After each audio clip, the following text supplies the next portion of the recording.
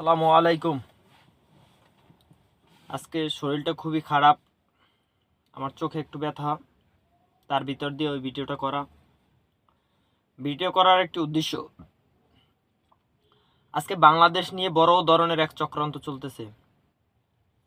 বাংলাদেশের যেরকম আপনার চারদিক থেকে ইন্ডিয়া দেখা যায় যে এমন একটা চক্রান্ত করতেছে যাতে বাংলাদেশটাকে একটা যে স্বাধীন রাষ্ট্র সেটাকে তারা এমনি আমাদের স্বাধীনতাটাই কি তারা স্বীকৃতি দেয় না, বিশ্বাস করে না আর কি।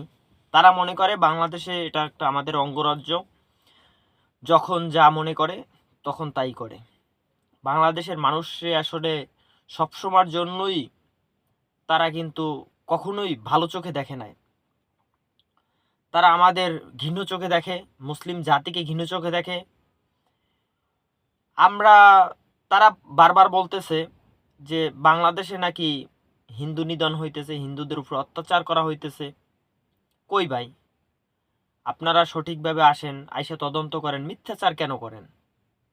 বাংলাদেশের মানুষ তো শান্তিপ্রিয় মানুষ, হিন্দু মুসলিম ভাই ভাই মিলে বসবাস করে। আমি ছোটকালে একটা কথা শুনছি, আমার বাবার কাছ থেকে দাদার কাছ থেকে একটা কথা শুনছি যে বাপদাদারা বলছেন যে যখন বাংলাদেশে নাকি আপনার যুদ্ধ চলছে, ওই যুদ্ধের সময় হিন্দুদের কি নাকি পাকিস্তানি হানাদার বাহিনীরা নাকি হিন্দুদের উপর অত্যাচার বেশি করা হয়েছে। তো আমাদের গ্রামে নাকি হিন্দু ছিল, তো ওই হিন্দু বাড়িতে প্রোটোকল দিয়ে রাখছে মুসলিমরা, যদি হিন্দুগো দুশ্মনী মুসলমানরা হইতো তাহলে কি আপনার পাকিস্তানি আমলে কি মুসলিমরা হিন্দুদের কি প্রোটোকল দিয়ে রাখতো? কখনোই রাখতো না। তো আমাদের বাংলাদেশের বড় বড় মিডিয়া যারা আছে তারা আজকে কি প্রচার করে যে বাংলাদেশে হিন্দুদের উপরে অত্যাচার হইতেছে না হইতেছে না, এটা কি প্রচার করতেছে?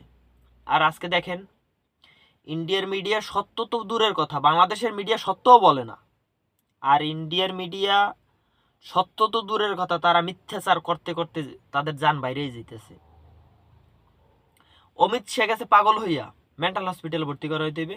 আর মমতা বন্দ্যোপাধ্যায় তো অমিত শাহর ওই ডালডিং লাগে, স্বামী হাজবেন্ড, এরা দুইজন এক হয়েছে আর কি। মমতা পশ্চিমবঙ্গের মুখ্যমন্ত্রী। এরকম আসলে যারা দেশ নিয়ে চক্রান্ত করতেছেন তাদেরকে আমরা বলি যে এটা একটা স্বাধীন দেশ, স্বাধীন রাষ্ট্র।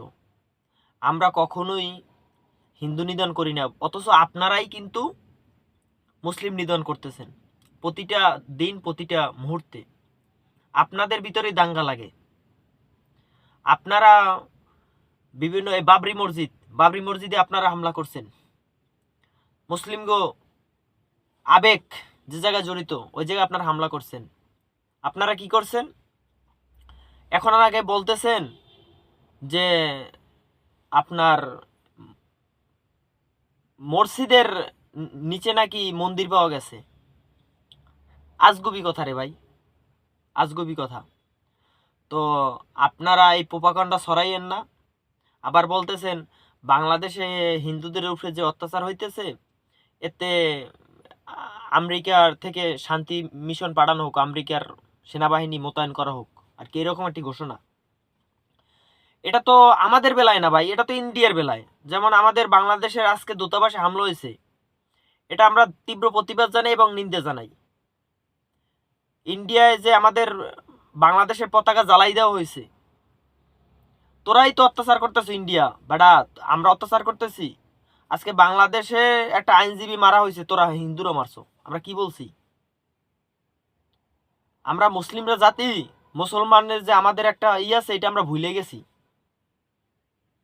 তোরা কি করছো দেখ, তোরা বাংলাদেশে আইয়া বাংলাদেশের এক আইনজীবীরে মারলি, তারপর আবার এখন কি করতেছো, বলতেছো যে বাংলাদেশে হিন্দু নিধন হইতেছে, মুসলমান নিধন হইতেছে ইন্ডিয়ায়। আমি বলতেছি আজকে বলতেছো যে পেজ বন্ধ করে দেবা, রসুন বন্ধ করে দেবা, আলু বন্ধ করে দেবা, তেল বন্ধ করে দেবা, গোস বন্ধ করে দেবা। আরে ভাই, এইটা আমাদের ভয় দেখাইও না।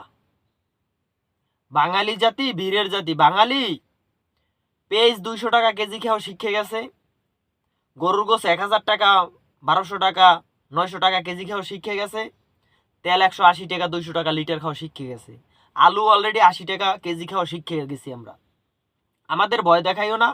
আর চিকিৎসার কথা বলো, আমি আমি সুমন বলতেছি এটা, যে আমার যদি অসুস্থতা হয় কখনো, আমাকে যদি আল্লাহ নিয়ে যায়, নিয়ে যাইবে ইনশাআল্লাহ। যদি দেখা যায় যে যখন হায়াত কমবে তখন আমি চলে যাব, কিন্তু আমার বাংলাদেশে যে চিকিৎসা আছে ওই চিকিৎসা নিয়ে আমি মরতে চাই। আমি বাহিরে যাওয়ার জন্য না, তোদের ইন্ডিয়া আমি যাব না। আমার আমার ভিতরে দেশপ্রেম আছে। দেশের প্রতিটা মানুষ যদি বাংলাদেশে চিকিৎসা নিতে পারে, আমি কেন ইন্ডিয়া যাব? আরেকজন কেন ইন্ডিয়া যাবে? তোদের দেশে তোরা ভিসা বন্ধ করে দে, আমাদের জন্য তোরা লাভবান হস, আমরা নয়। তোরা দোকানদার, তোরা যদি বিক্রি না করস তোরা ভাতে মরবি। আমরা হলে ক্রেতা, আমরা যদি টাকা দিই তোদের কাছ থেকে না, অন্য দেশ থেকেও আনতে পারবো, সেটা মাথায় রাখিস। আমরা আমরা বাহির রাষ্ট্র, টাকা থাকলে সবকিছু সম্ভব। আমরা অন্য দেশ থেকেও কিনে আনতে পারবো, আমাদের ইন্ডিয়া যাইতে হয় না। তো আজকে ভিডিওটা অনেক বড় হয়ে গেল।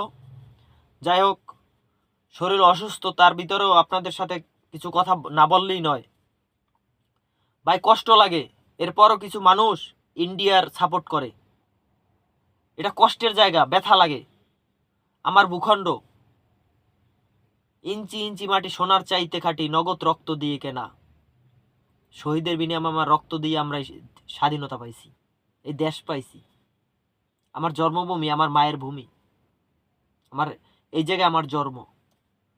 সেই জন্মভূমি কেউ কাইরে নেবে, রক্তচক্ষু দেখাবে, হাত বাড়াবে, পা বাড়াবে, হাত পা কেটে ফেলবো, এটা বলে দিলাম। আর আমি সবসময়ের জন্যই একটা কথাই বলে দিতে চাই, যে ইউনূস সরকার যারা ভালো ভালো পদে আছেন, যারা এই যে প্রোটোকল সেনাবাহিনীর কর্মকর্তারা আছেন, তারা একটা উদ্যোগ নেন, বাংলাদেশের যুব সমাজকে সেনাবাহিনীর ট্রেনিং দেওয়া হোক। প্রতিটা নাগরিককে সেনাবাহিনীর ট্রেনিং দেওয়া হোক, যাদের যুদ্ধ লাগলে বাংলাদেশের প্রতিটা নাগরিক কাঁধে কাঁধ মিলিয়ে আপনাদের সাথে যুদ্ধ করতে পারে। এই কাজটা করা হোক অতি বিলম্বে। আমাদের রক্তচক্ষু দেখাবে আর আমরা বসে বসে থাকবো, এটা আমরা আমরা কখনোই মেনে নেব না। আর মুসলিম জাতি কখনোই মেনে নেয় না। হ্যাঁ, এটা সবাই ভালো থাকবেন। আল্লাহ হাফেজ।